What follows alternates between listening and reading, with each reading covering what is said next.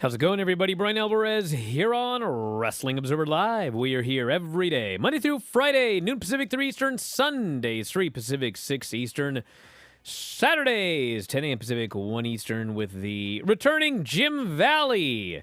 Did a show from Las Vegas this weekend. Holy smokes. We got a lot to get into here today.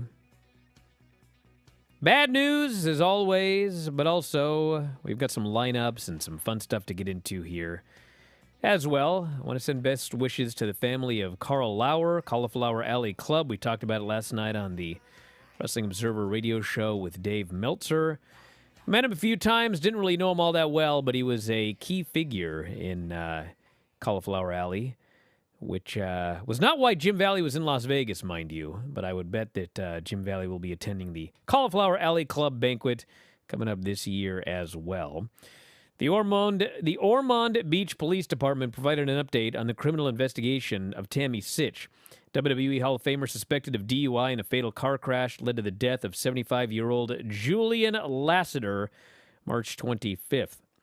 The department released a statement to PW Insider noting that they have received part of the toxicology report. We have received part of the toxicology report. If charges are filed, they will not be until the investigation is completed. We will update the press release once a decision is reached. You know, this is not new, and I don't even, listen, I'm not in this line of work, but I remember in the 90s, obviously, there were a lot of issues with drugs and alcohol in the 90s, and lots of toxicology reports. My God, those things took forever to come back. And here we are, it's now 2022. And I guess I kind of had this idea that, you know, it's been, 22, 25 years. These things got to come back faster nowadays. No. So anyway, still waiting for the results of toxicology tests taken on March 25th. More after the break. Wrestling Observer Live.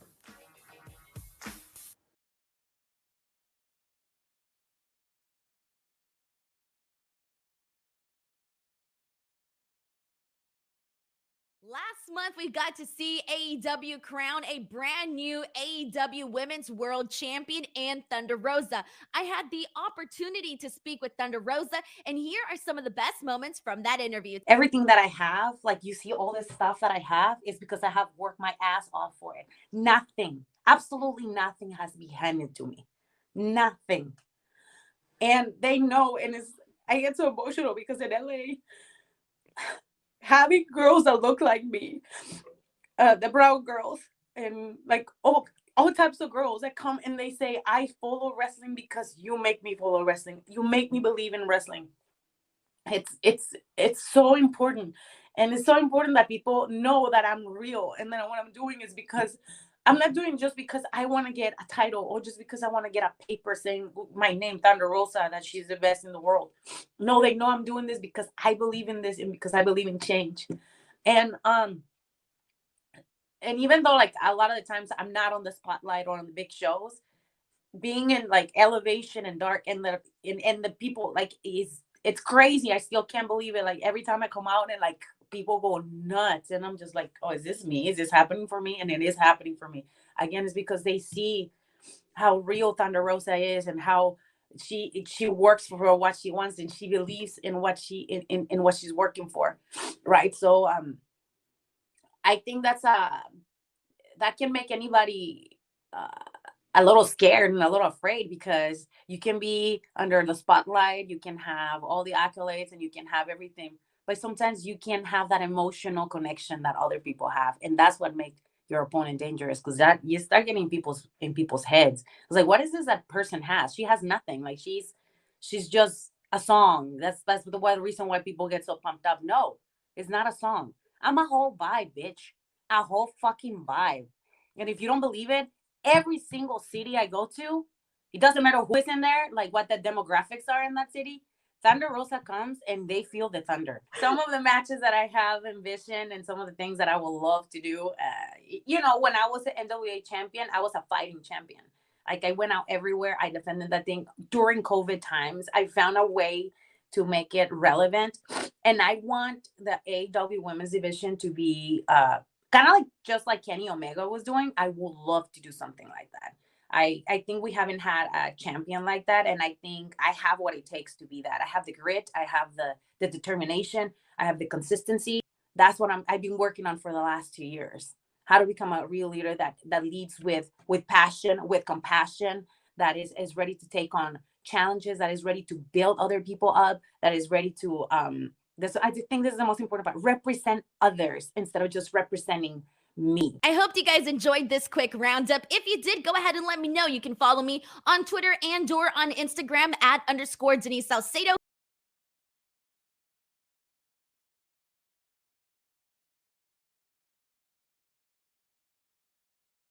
Back in the show, Bryan Alvarez here, Wrestling Observer Live. Mike Sempervive, also of WrestlingObserver.com. We got a lot of news to get into. Not to mention Rampage and SmackDown and Raw tonight and NXT tomorrow.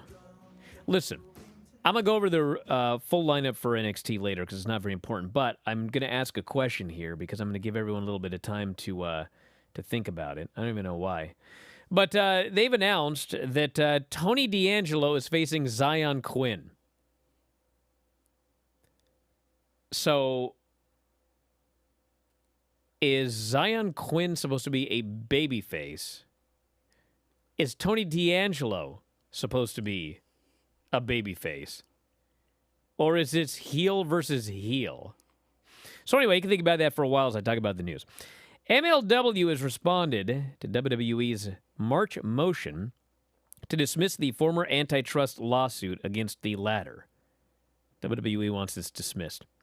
In a statement filed Friday in U.S. District Court in the Northern District of California, MLW asserted they have, quote, properly pleaded all of its claims for relief in their initial January lawsuit when they alleged WWE put pressure on third parties to abandon relationships with MLW. The suit specifically is pointing to a failed deal with Fox-owned Tubi TV, where MLW is claiming Stephanie McMahon pressured Fox and Tubi executives to, quote, deny MLW a time slot that would compete head-to-head with WWE's NXT programs and to, quote, terminate the agreement with MLW in its entirety. MLW said that for the antitrust claim under Section 2 of the Sherman Act, they only needed to allege that WWE both possessed monopoly power in the relevant market and willfully acquire or maintain that power. MLW unquestionably properly alleges, they wrote, both elements. MLW has pleaded the relevant market, broadcast rights for professional wrestling programs, and such a single professional sport or form of entertainment can, as courts have repeatedly recognized, constitute a market where, as alleged here, it attracts a unique audience limiting the number of economic substitutes. MLW also alleges WWE has monopoly power because, among other things, it holds 85% of the relevant market and has reduced the output of professional wrestling broadcasts.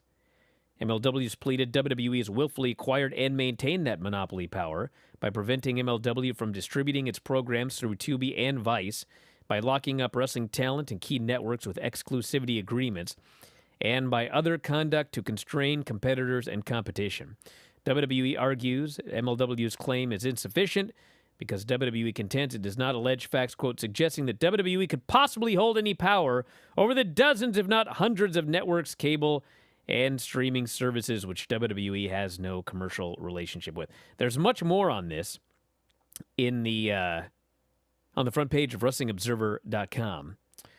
There is, of course, the quote from Jerry McDivitt in The Observer. If Tubi breached, then sue Tubi. As to Vice, WWE has no commercial relationship with them, or for that matter, any of the other dozens of contact distribution entities with whom MLW could do a deal with if they had a commercially viable product. They put a show on Vice. If my memory serves me correctly, after one of the Dark Side shows, they lost most of the audience. I think I read they got 40,000 viewers. No wonder Vice did no further deal. This guy's brutal. He's great. Holy smokes, he's brutal. But anyway, there's a point to all of this. I'll just cut to the chase. I don't know who's right and who's wrong. I don't know what's going on, okay? But MLW absolutely believes that they have a case here and there is wrongdoing by WWE. And I bring this up because you ain't going to all this trouble and demanding a jury trial just to whatever. I mean, there's a belief here. And I bring it up because, remember that whole thing with bots? And everybody ridiculed Tony Khan about the bots? I don't know what's going on.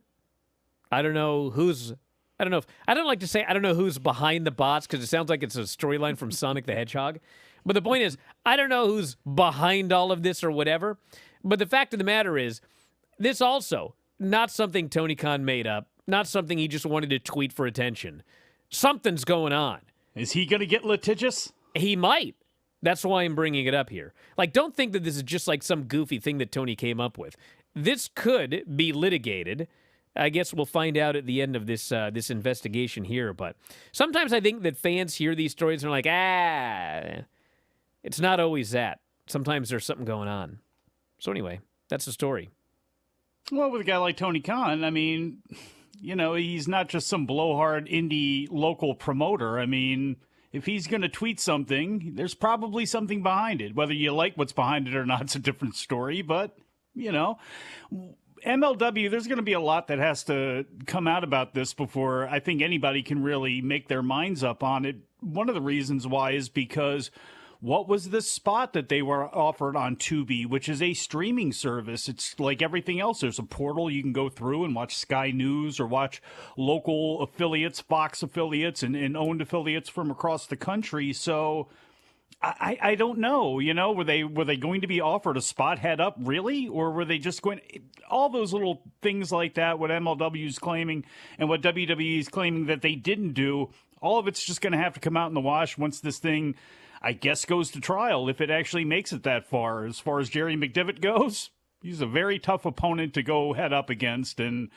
he is, I'm sure, going to be quite colorful and full of himself in what is probably going to be, one would assume, one of his last high-profile cases here, at least with WWE, for at least for the time being right now. I'm not going to address this on the air. I'm dealing with something in the chat here.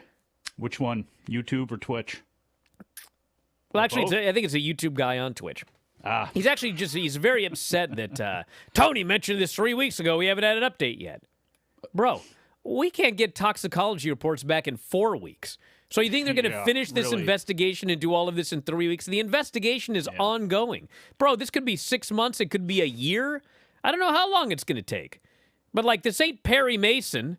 Or in an hour, we're going to have an answer to this question. It's going to take a while. Yes, I name drop Perry Mason. If an we're excellent going back, sports show from, or court show from back in the day. Why is it he that... He probably played baseball or something. You ever watch Murder, She Wrote? You remember that show?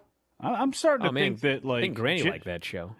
You got to ask her, like, for some reason in that little small town around this woman, everybody kept dying. There always seemed to be something happening, yet she was involved in all of it, yet never was looked at as a suspect. Well, when you live in a small town, there's like one person in charge of, doing all this stuff. I think she was in cahoots with that sheriff. Hey, maybe they were doing something. Let's get out of here. You know what I mean? John Cena recently offered some praise for Austin Theory. He sent a message on social media for the 16-time world champion's 45th birthday. The message included an apology from the 24-year-old, this is Austin Theory, for, quote, being a better U.S. champ. Theory also attached a video of him telling a young Cena fan that he is better than their hero. Cena responded by saying Theory shouldn't apologize for having more talent. He should only apologize after 20 years if he hasn't put in the work required to capitalize on it. This John Cena is something else. He's a robot. Yes. I'm not even saying that in a negative way. I guess it's kind of a negative. But it's not. I'm actually not meaning it to be negative at all. He's very robotic. Like, you always know exactly what he's going to say in all of these circumstances. And he did, however, say, because I think it's usually generic and right. Like, usually people can't complain about it. Well, this was in his programming, because whoever programmed this, like, is a robot, he just has to repeat it. But as a human being, he'd go, what am I saying here? He goes, everyone understands you have far more talent, strength, and gifts than I ever had. Well, first off, it's an objective fact he does not have more strength than you, John Cena. You're much stronger than Austin Theory. I could say that as a factual statement. Now, talent and gifts, well, I don't know about that. I would say that in terms of like athleticism and the ability to be limber, yes, Austin Theory is more talented than John Cena. So physical gifts, I could argue that maybe Austin Theory has more than John Cena, but certainly not strength and talent. I mean, what are you talking about, brother? I mean, maybe someday, but not right now. So anyway, you know what this is all about. It's Austin Theory's the new chosen one. And I would not be surprised if Vince wanted Cena to come back and put over Austin Theory. Back in a moment, Observer Live.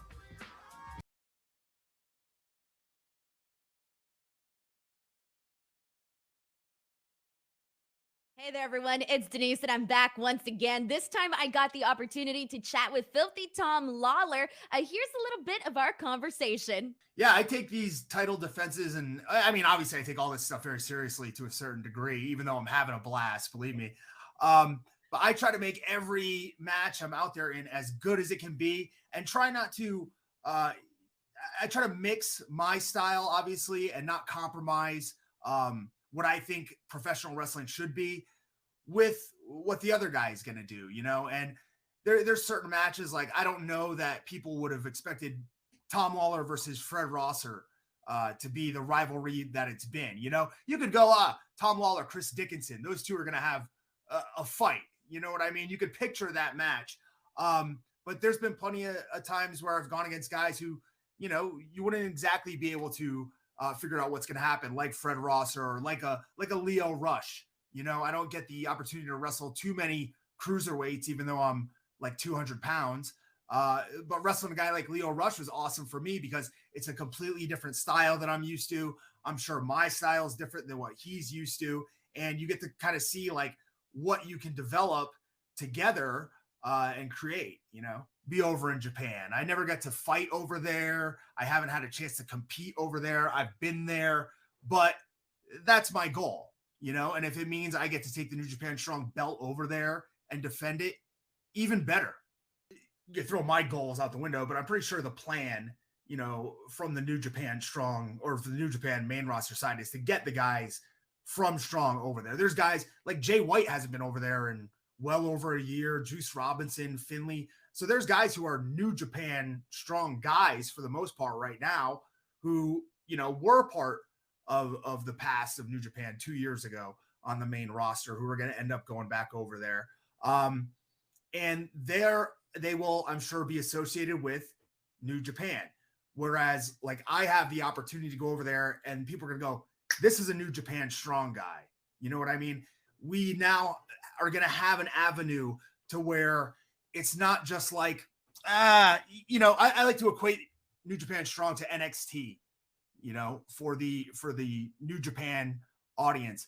And a lot of times guys just get stuck in NXT right now. And right now, you know, if you look at New Japan Strong, we're stuck there, but it's a different situation. You know, I think once I go over there, and some of the other guys from New Japan Strong go over there, you're going to see a lot more wrestlers in the US on the independent scene who want to be part of the New Japan Strong roster, not even, you know, looking to take that step to New Japan right away, but wanting to be on the show that is, it's the best pro wrestling product. It was a great time getting to chat with Tom Lawlor. I hope you guys appreciated this preview. I'll see you on the next video.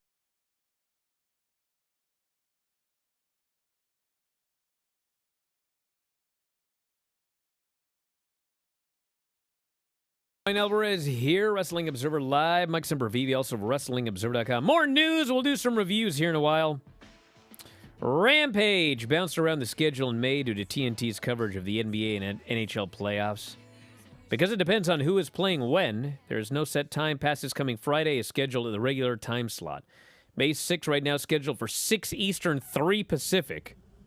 Can't wait till I post those ratings and a bunch of nerds talk about how the show's dying. 3 Pacific, 6 Eastern, which I think would be 1 in the afternoon in Hawaii. I was just going to say, what, 2 Mountain? Heavy, yes, 5 Mountain, whatever the hell it is, 2. Yeah.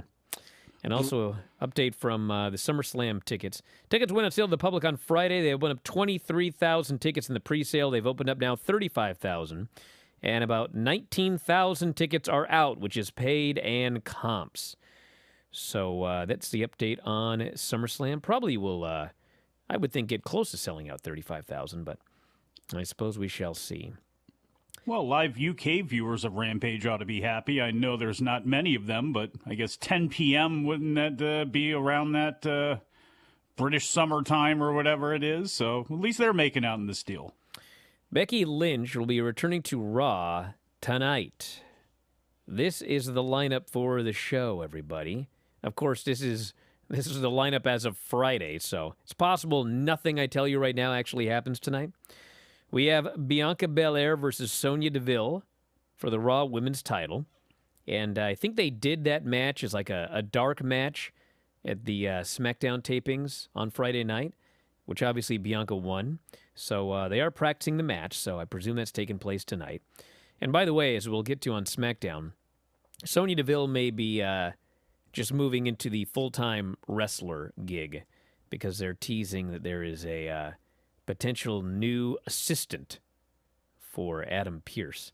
Randy Orton's 20th anniversary celebration, which, when you think about it, you know, I got a 6-year-old now. Paisley's 6 years old. And sometimes I sit there and go, my God, she's 6 years old already. Like, time just, it flies. How many times do we hear that? How fast these children grow up and it's like a blink of an eye. But then I hear that Randy Orton's only been in WWE for 20 years, and it's like, Jesus, it seems like it's been about, 5 lifetimes he's been with that company.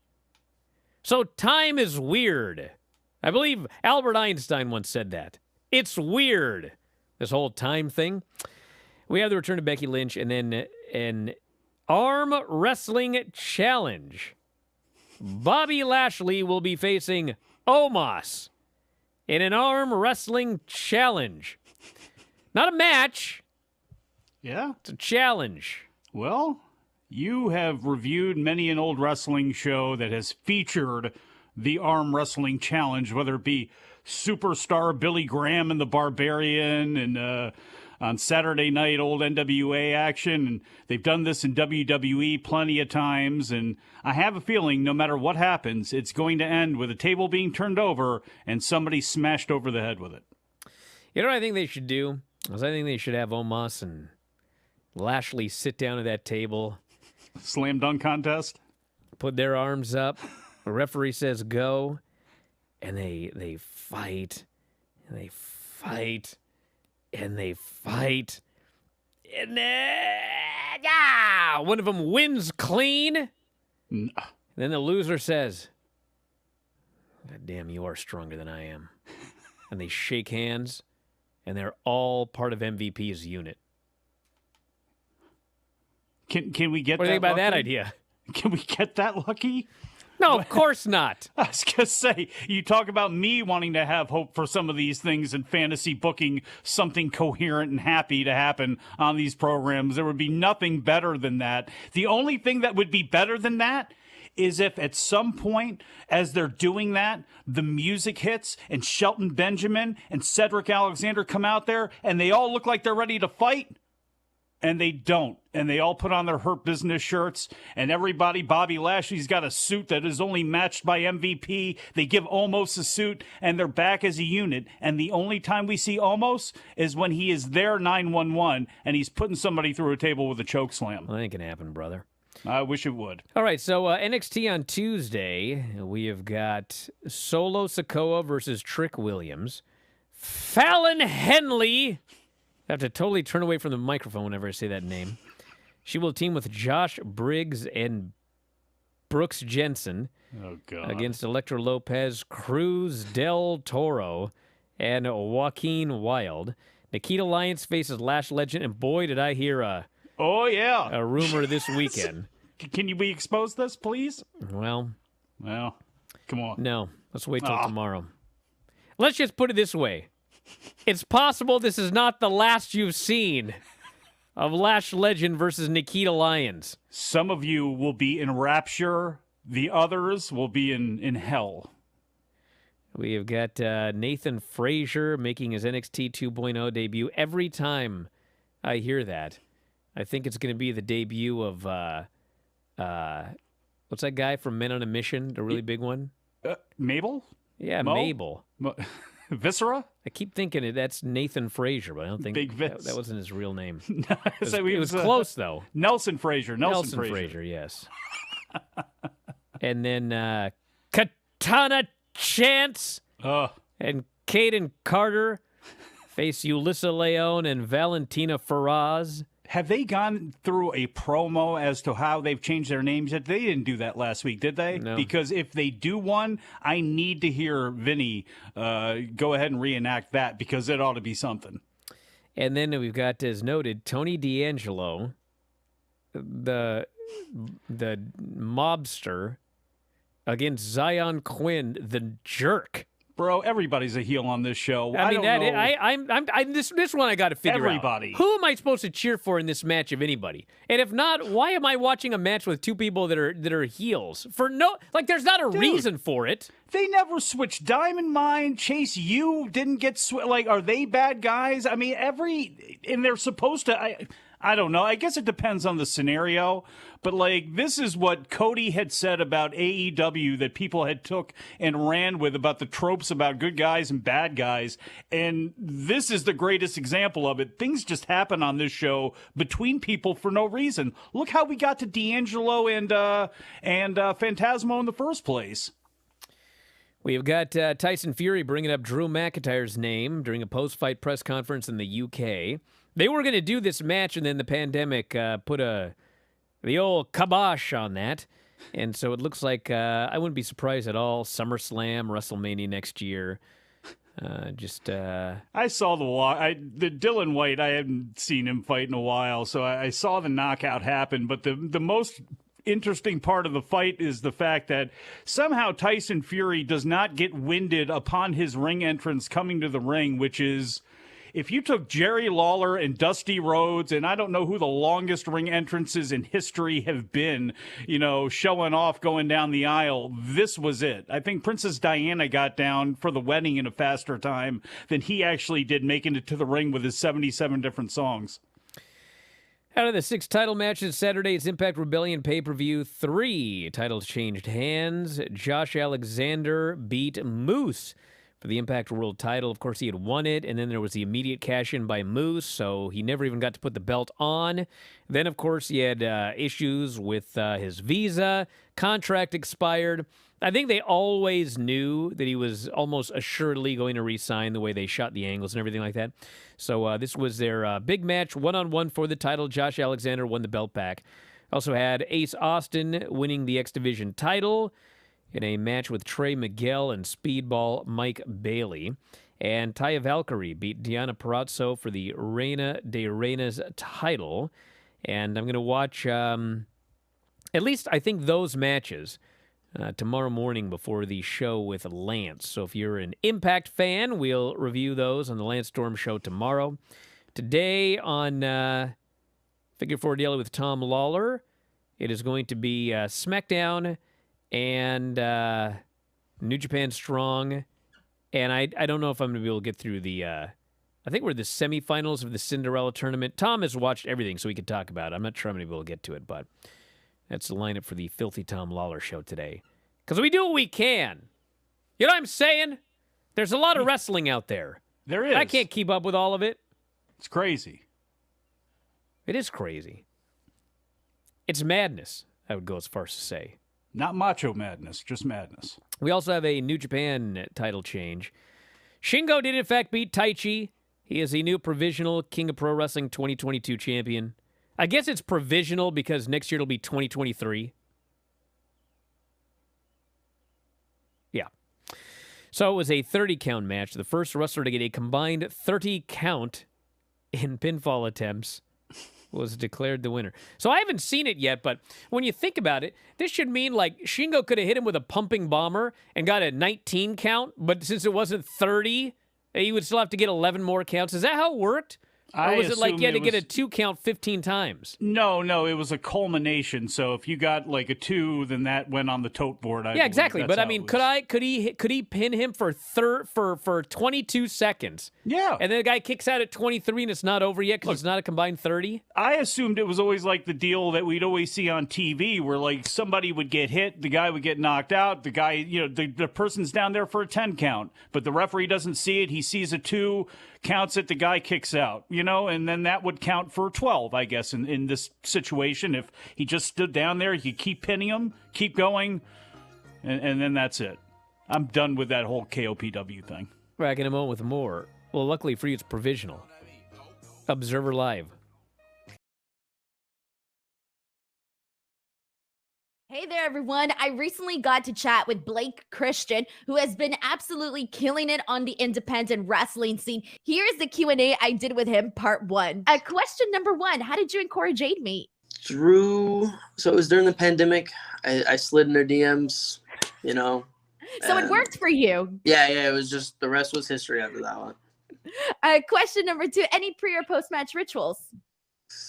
I always ask the universe to protect me, protect my opponent, let me perform to the best of my ability, keep us safe, and, that's my pre-match ritual always. Question number 3, what's your favorite city to wrestle in? Oh, this is a good one. I have to say top of the list right now, just because it was at the Hammerstein Ballroom, was New York City. Such a good moment for GCW and everything. Sure. Question number 4, favorite wrestlers growing up? Eddie Guerrero, top of the list, all-time favorite. Second, Rey Mysterio. Those 2 are my top 2 always. Nice.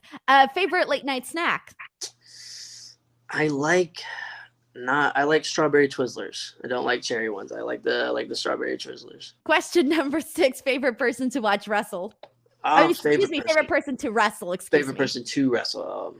That's a good one. I've wrestled a lot of people that I enjoy wrestling. I don't know. Maybe a top between Jonathan Gresham, Nick Wayne, and Jordan Oliver's another one. Me and Jordan Oliver have always had great matches, so I enjoy combining our minds together to make something special. I love it. All young up-and-coming stars, continue building upon that. Question number 7, favorite movie genre? I'm such a movie guy, but I do love the horror movies. Question number 8, worst travel story? Probably this past weekend. So I overslept, missed my flight, but also when I got there, they said it was canceled anyways. So I tried to book a flight to get home that day, but didn't work out, but it was fine. Went to WrestleMania, watched the show. Question number 9, best way to entertain yourself while traveling? I either watch a lot of wrestling, I play Angry Birds or Tetris, or I just listen to music and sleep. Thank you guys so much for watching. I hope you guys enjoyed my conversation with Blake Christian. I'll see you on the next video.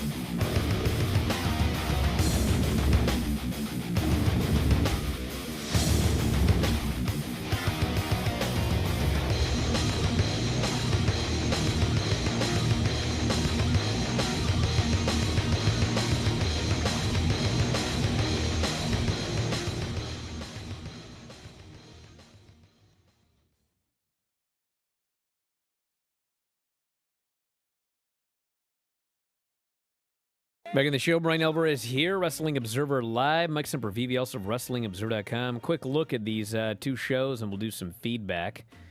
So, Adam Cole, Ishii. Excellent match. Distraction finish.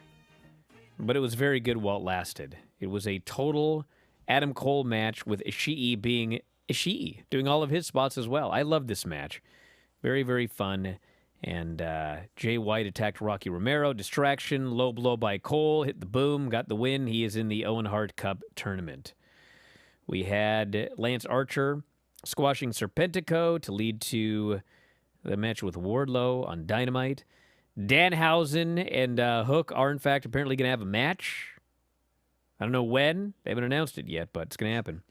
Eddie Kingston, Daniel Garcia, 11 minutes. Both this and the opener were heavily edited because I don't know why. I mean, Tony Khan normally does a great job timing out shows, but both of these matches went very long and they chopped them up for TV, which makes me wonder about the timing of everything. Like, why didn't we start this tournament qualifying matches a few weeks back so we could, if you want the match to go 20 minutes on TV, then, do one this week and one last week. But we had them both here and they both got edited. Wow. They were both good, but damn it, if you're gonna do the match, I want to see all 20 minutes of it. Right?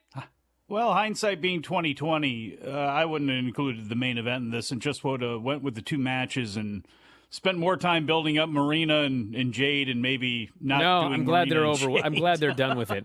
They're Dude, not doing it at all. They I don't know. In a vacuum, how many times have I given this speech in the last 24 hours? In a vacuum, it was better than I expected. They did a good job. Outside the vacuum, looking at the build-up, the character of Marina, the totally blowing her off by Jade Cargill, I mean, it was baffling. I mean, she comes out. Marina's got an MMA gimmick. She does no MMA. She gets mounted. Her holds get broken out of. She gets humiliated by the baddies. She doesn't get a revenge on the baddies. Jade Cargill totally no-sells the big submission attempt at the end. Hits her with her move. Pins her. Like, she was right all along. Marina was no threat whatsoever. I was like, that was a payoff to all of this? Like, I don't think Marina should have won at all. But I don't know what I was expecting.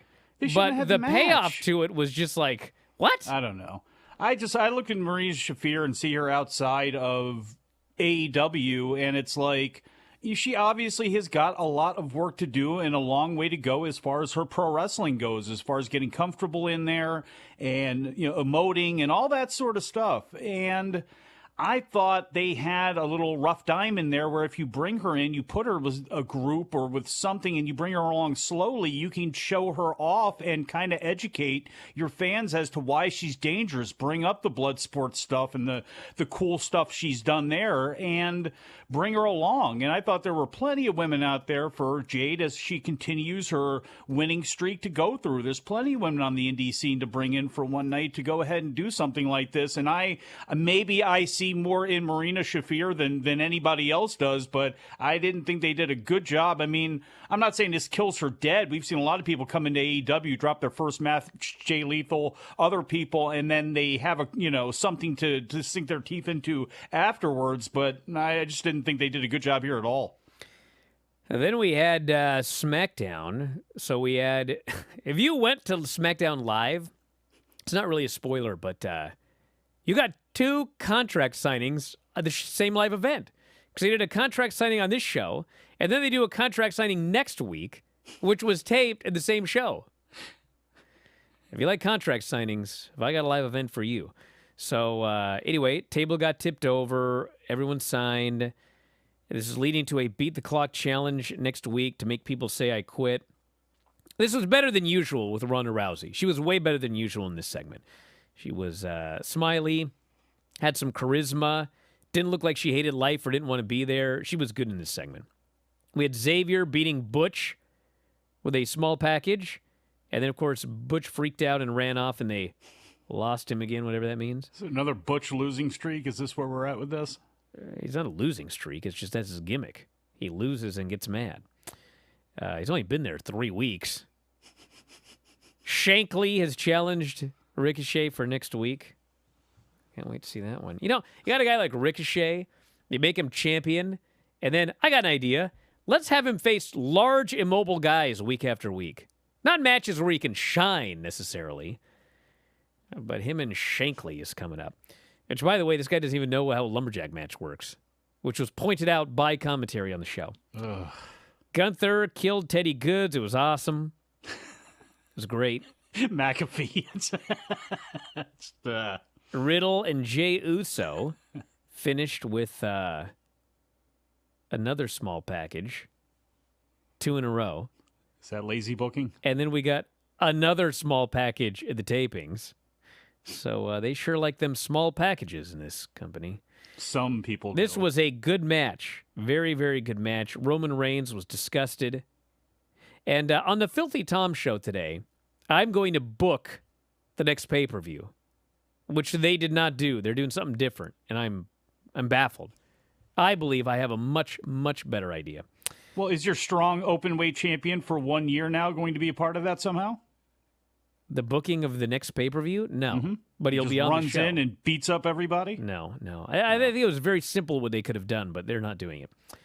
We have Sasha Banks and Naomi are doing a promo, and Natty and Shayna come out. So they're going to be the next challengers. Happy Corbin tries to get Madcap Moss back as his buddy again. Madcap makes a bad joke about him having no hair, which led to Madcap beating Angel. If you watched Madcap versus Humberto last week, I think they might have replayed it. I'm not entirely sure. Exact same match. In fact, do something here real quick.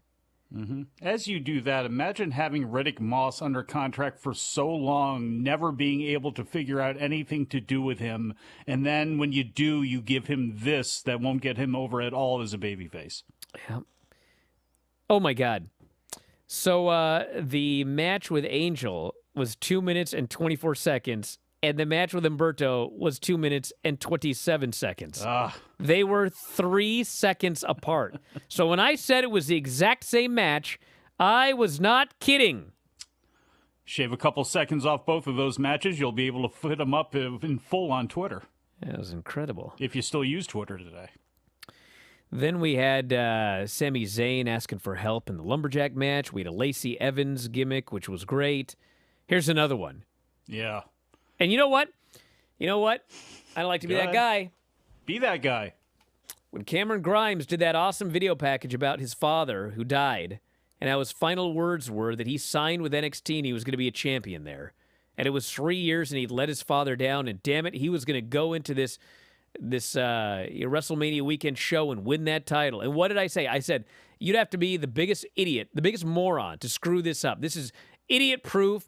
It's right there. And you know what? Oh, Brian, they'll screw it up. Oh, we have no faith. It's NXT 2.0. Well, you know what? They didn't screw it up. They did absolutely 100% exactly right. So there's a possibility they won't screw up Lacey Evans. Is there a possibility they will? Of course. They're incompetent. But this one's also idiot-proof. So we'll see. But it was idiot-proof from day one, though, dude. No, it wasn't. I mean, she was. Yes, she was. had 85 gimmicks, and she was a pinup but that's girl what I'm saying. and a Southern Belle. She's Macy Estrella. That's her real name. One, it's a killer name but anyway. She wasn't if you Macy wanted Estrella. to keep it that way. But the whole thing was she comes in as Lacey Evans, and that's what they gave her was the Southern Belle thing. And it just didn't. When you look, her whole story has been out there for a long time. We talked about it on here as to why this is so baffling. Yeah, and maybe now they can get it right, but again, it takes time and it takes development. We'll see what happens. They tend to lose interest in people, even if it's this great thing, even if it's emotional, even if it's really real. They figure out a way to either talk themselves out of it or lose interest or go a different way. This person here is absolutely right. They should reboot the Marine and have Lacey be the star. Yes! Way better than The Miz. Yes. Can't take The Miz seriously in that role. Are you kidding? Who was a better Marine, he or Ted DiBiase Jr.? I didn't see that one. Drew McIntyre, Sami Zayn in a Lumberjack match ended via countout. Count out! And you know what? Everyone here is waiting for me to just flip my lid, and I'm not gonna. You want to know why? Why? Because I often see these absolutely stupid finishes, and they're done in a way where their assumption is that I'm an idiot, and I'm just going to accept it, and this and that. This was not that at all. This was on purpose preposterous, to the point where Adam Pearce came out and said, in all my years, I never thought I would see a count out in a Lumberjack match. It was acknowledged how stupid this was. And it did play into the story. And don't get me wrong, it was stupid, okay? But it was In storyline, also stupid. Not like in storyline it made sense, but it's stupid. You know, like the DQ in Hell in a Cell, where then they tried to just change everything and blah, blah, blah, blah, blah. So this is leading to a cage match with Sami Zayn and Drew McIntyre, where I don't know what's going to happen. I actually don't know what happened in the spoilers, but it better not be Escape the Cage, or I'm going to be, then I will be angry if it's Escape the Cage rules. After 3 weeks of a guy running away, and so his punishment is a match where the rules are you have to run away, then I will be angry, okay? But anyway, that's what happened. You think we're going to get Sonya Deville and Adam Pearce in a match down the line? No. Maybe Sonya Bro, and they Gulak? wouldn't even let Adam Pearce wrestle a guy. Yeah, but they're letting Gulak get beat up all the time. Yeah, that's you his know? role. He's going to get beat up all the time. Adam Cole's the one that's got to have a little bit of credibility. This other poor geek, he's just, yeah, that's it. Drew Gulak is his new, what do they call it? Intern? Assistant? Is an intern. Intern? Yeah. Is he being paid? Okay, so yeah, exactly. It's like, okay, so you're not doing anything as a wrestler in storyline. You want another role? Okay, well, you can train for it, but we ain't going to pay you. It's a $1 billion company. I mean, maybe he's a paid intern. Those do exist. Can you or Mike do a Tony D'Angelo impression? No. Am I supposed to be a good guy or a bad guy? I don't know. What's my inspiration? Exactly. People make fun of that, but that's I need some sort of Besides, as motivation. Who was part Italian, how do you know I'm not offended by the characterization of Italians and those types of things with Tony D'Angelo here? Making a mockery of things. Is that what they're doing? I don't know. They're making a mockery of a lot. Well, yeah, actually, they are making a mockery of things, aren't they? Oh, this guy says, make sure you watch Jonah versus Ishii from the Impact show as well. That match was awesome. Yeah, I'll bet it was. They do the greatest thing on Impact, which it's like every now and then you see something, it's like, how in God's name has no one else ever thought of that before? So what they do is the cameraman, he like takes his camera off his shoulder. He puts it on the canvas in the opposite corner that Jonah's going to do the big splash. And so you see Jonah come off, and when he splashes a guy, of course, the entire mat bounces up and down. And so the camera goes, which by the way, it's like, it's stupid when WWE purposely, like, there's a guy that shakes the camera or whatever. Like it's the 90s. But yeah. putting the camera on the canvas and having the whole thing like there's a giant earthquake when he lands, that's awesome. Back in a moment. Observer Live.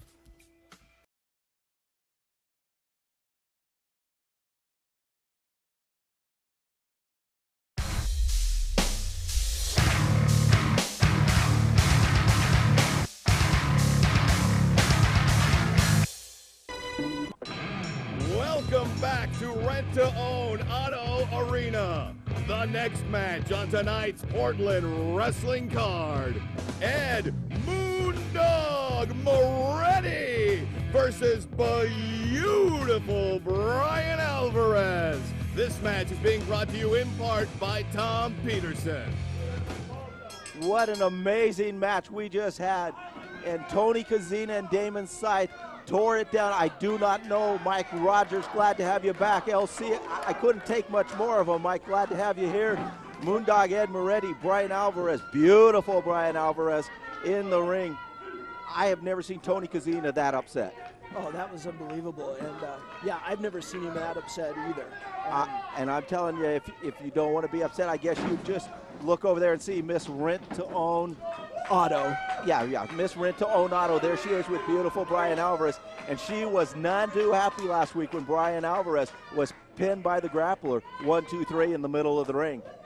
I'll tell you, fans, Ed Moretti, veteran 24 years, locking up with beautiful Bryan Alvarez, drives a knee into the midsection, whips him across the ropes, off he comes, another knee, really drives him in. Ed Moretti, Oklahoma roll there, he's got him down, there's a pin, 1, 2, no, almost a 3 count. A move you haven't seen. Miss Rintonato not looking very happy there with beautiful Bryan Alvarez and the effort that he's putting forth tonight.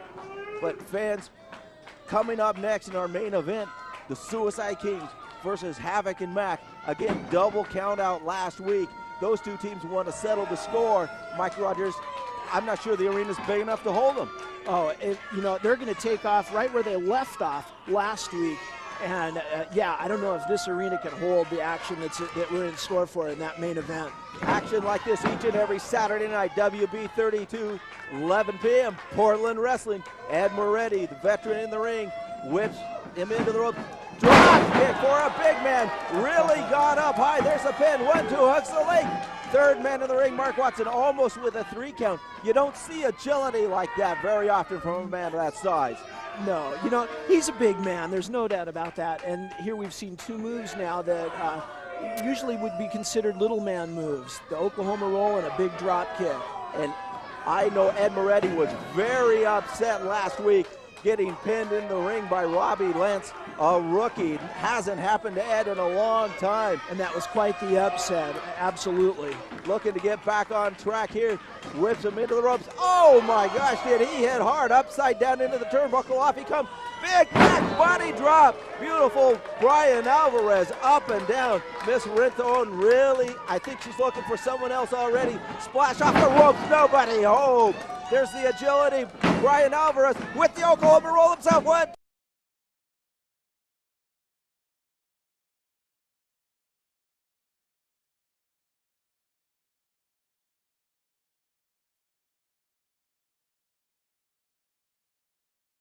Here, actually, it's a text message from somebody who says that he was at the Rampage show, and he actually filmed the Garcia-Eddie match on his phone, and so he says, I can say that it was 16 minutes, not 22 minutes like Dave reported.